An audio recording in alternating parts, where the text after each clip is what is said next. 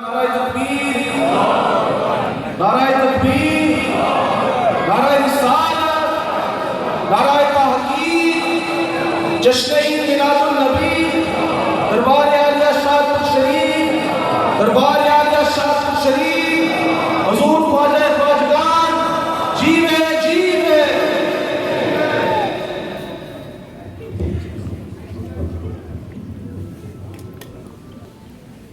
الحمدللہ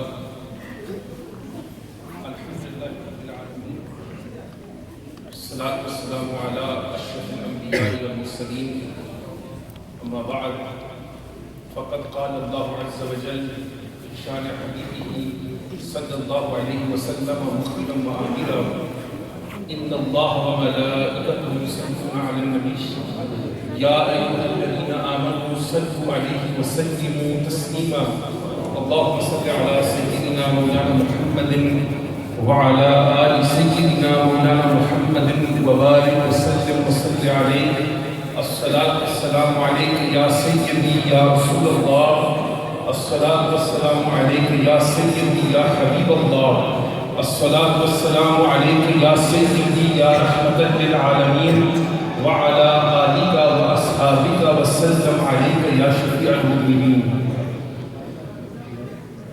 صدائے درودوں کی آتی رہے گی، جس کو سن کے دل شاد ہوتا رہے گا، خدا اہل سنت کو آباد رکھے، محمد کا میلاد ہوتا رہے گا۔ All praises are for Allah, the Lord, the Master, the Creator, the Sustainer of all the universes. Endless salutations be upon His beloved, the best of creation, the purpose of creation, the light of creation, the life of creation, mine and your master, the beloved Prophet Muhammad sallallahu alayhi wa alihi wa ashabihi wa sallam. Endless salutations be upon him, upon all his pure family, upon all his pure progeny, upon all his pure lineage, and upon all his rightful guided companions. Allah subhanahu wa ta'ala has blessed us today that we are present in this 45th annual Mawlid al-Nabi sallallahu alayhi wa sallam gathering to commemorate the blessed birth of the best of creation, the blessed birth of that personality like whose birth there is no example in history. The blessed birth of the Messenger of Allah sallallahu alayhi wa sallam. This gathering is presided and supervised by the Grand Sheikh of the Naqshbandi Silsila, Khwaja Khwajagan, Sufi Basafa, Hazrat Qibla ki Sufi Riyazat al-Aslam Sahib, Damat Barakatuh al-Aliyah. May Allah subhanahu wa ta'ala keep the shadow upon all of the Ahlul Sunnah until the day of judgment. And the special guest for today's program, Shamsheer Ala Hazrat Munazir Islam, Hazrat Qibla Pir Sayyid Muzaffar Hussain Shah Sahib, Damat Barakatuh al-Aliyah, who has welcomed with himself to the United Kingdom once again from Karachi, Pakistan, all the Mashayikh and all the Khulafa who are present on stage. May Allah subhanahu wa ta'ala bless them, and with their blessings bless all of us who are present here today. We have come today, as mentioned and as you have heard before, to seek blessings by remembering the birth of Rasulullah sallallahu alayhi wa sallam. And the ma'mul of the Ahlul Sunnah wal Jamaat is that in this month of Rabiul Awwal, as this month approaches, the ushaq, the lovers of Rasulullah sallallahu alayhi wa sallam, leave their jobs, leave everything behind, and come together and gather to show and portray their love, which is instilled in their heart throughout the other 11 months of the calendar. And in this month, they come out onto the roads, into gatherings, to expose and show the world that how much love is in their hearts for Rasulullah sallallahu alayhi wa sallam.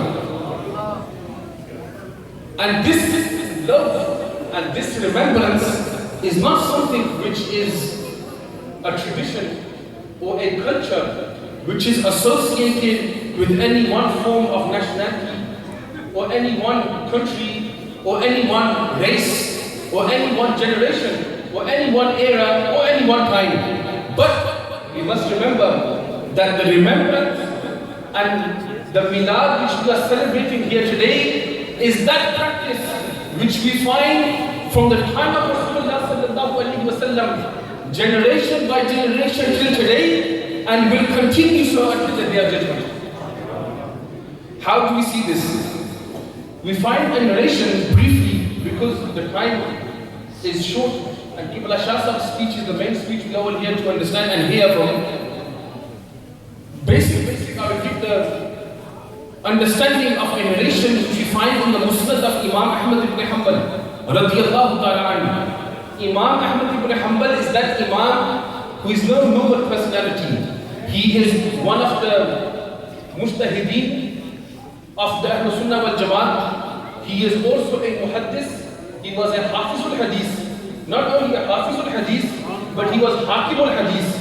He was that personality that his students mentioned about him, that when Imam Sahib left this world, he was a hafiz and had memorized over 1 million ahadith of Rasulullah sallallahu alaihi wasallam. That Imam mentions in his Musnad, which is one of the Masadir of hadith, he mentions, narrated by Sayyidina Abu Hurairah radiyallahu ta'ala anhu, and other Sahaba Ikram have narrated and mentioned from Sayyida Amina radiyallahu ta'ala anha, the blessed mother of Rasulullah sallallahu alaihi wasallam, that mother upon whom 1 million mothers be sacrificed.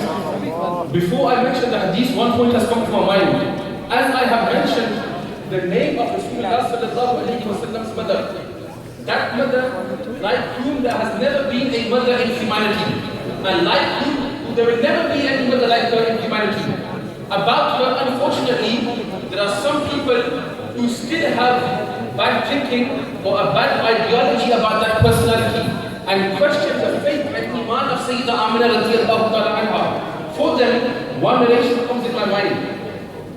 Imam Hakim Nishapuri, whose blessed Urs Sharif is on the last day of Safar al-Muzaffar or on the first of Rabiul Awwal. So Imam Hakim, who wrote Mustadrik al-Sahihain, his Urs and his commemoration of his birthday is also either on the last day of Safar or on the first of Rabiul Awwal. Imam Hakim in his Mustadrak and Imam Hakim in his book of Hadith, it is called al-Sahihain, meaning that every Hadith which Imam Hakim has compiled or taken in his book is upon the same criteria which Imam Bukhari and Imam Muslim in their narrations.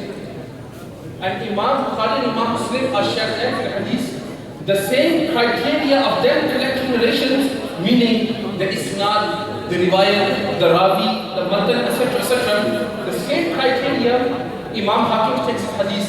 And Imam Hakim mentioned this, that all animals, when the day of judgment arrives, or any animal who dies previously, they will remain on earth and they will be destroyed. But there are certain animals who Allah will grant them exclusive rights to be inside paradise, to be inside heaven. Amongst them, at the top of the list we find the blessed camel of Rasulullah sallallahu alaihi wasallam. Along with this, we find the blessed Darul Qatmir of the Ashab-e Kahf who will enter into paradise. Amongst these animals, there is also a fish, a whale. Which whale? That whale in whose stomach Sayyidina Yunus alayhi salam spent 40 days and 40 nights. The Messenger of Allah says that that whale will go to paradise because in that whale's stomach remained a prophet of Allah. Qazi Ayyaz rahmatullahi ta'ala alayhi in Ash-Shifa bi-Ta'rif al-Huquq al-Mustafa. Upon the shara of this, Imam al-Khafaji and Nasim al-Riyad, they mention a point, which is the point, a very beautiful point for today. They mentioned that if a fish in whose stomach Sayyidina Yunus alayhi salam spent 40 days, that fish will go to paradise, then we must say that that mother in whose stomach Rasulullah spent 9 months, she will be the queen of paradise.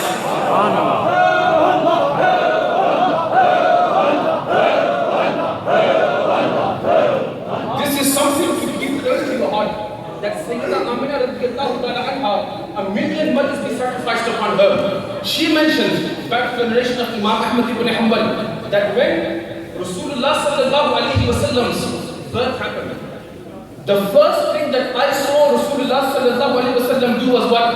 That the Messenger of Allah sallallahu alayhi wa sallam, as he came into this world, the first thing he did was go into sajda. He went into prostration. And how beautiful that the Messenger of Allah went into prostration, that the Messenger of Allah said, because of my sajda, Allah has purified this whole earth. When you do tayammum, when you do not have water is used to purify you. Water is to purify you. Whether the 7 types of water and my mutlaq is to purify. In the absence of water, when water is not available, you do tayammum. Tayammum is used, what do you use for tayammum? The earth. You use the earth to purify. If you have najasa, tayammum, the dust of this earth is used to clean you. Why? This is again the sadaqah and blessing of Rasulullah sallallahu alaihi wasallam. That the Messenger of Allah went into sajda. Because of this sajda, Allah purified the whole earth. Sayyidina Amina states that Rasulullah sallallahu alaihi wasallam went into sajda. When he went into sajda, I saw that a white cloud came, and this cloud was so bright that the Messenger of Allah disappeared in this cloud. The Messenger of Allah disappeared in this cloud. After a while, the cloud went, and I saw Rasulullah sallallahu alaihi wasallam, and in his hand he had 3 keys. In his hand he had 3 keys, and a voice came and said, these 3 keys, one is the key to victory. One is the key to victory. One is the key to prophecy, and one is the key to rulership. Then the clouds came again, and the Messenger of Allah disappeared. Then the Messenger of Allah returned, and he was on a green mat. And in his hand he had a green cloth. In his hand he had a green cloth. And a voice came that, welcome, and congratulations, that in the hand of Rasulullah sallallahu alaihi wasallam is not only this green cloth, but Allah has placed the whole universe in the control of the hand of Rasulullah sallallahu alaihi wasallam. Imam Ahmad ibn Hanbal, and this hadith there is very clear for all of us to see. So, and then Sayyidina Amina states, then the Messenger of Allah sallallahu alaihi wasallam, the light emerged, which was so bright that all I could see was light and light and light. This is the nur of Rasulullah sallallahu alaihi wasallam. Why we gather to remember the milad and the birth of Rasulullah sallallahu alaihi wasallam? This is something which Allah rejoiced upon. This is something which Allah's malaika and angels rejoiced upon. This is something which the Anbiya rejoiced upon. This is something which the Sahaba rejoiced upon. And this is something which all the Ahl Sunnah rejoiced upon. May Allah subhanahu wa ta'ala give us all the ability to every day of the year celebrate the milad of Rasulullah sallallahu alaihi wasallam. May Allah subhanahu wa ta'ala keep these shuyukh and their presence upon the Ahl Sunnah forever. May Allah subhanahu wa ta'ala give us the ability to seek guidance and blessings from these shuyukh who are present here today. Qibla Hazrat Sahib has given me a hukam for one more thing also. They mentioned that when you finish your speech, then you have one more duty also. And this is an honor for me that in this gathering, I have the responsibility to invite Qibla Shah Sahib to the microphone. Qibla Shah Sahib is in no need of any sort of ta'aruf, in any sort of invitation.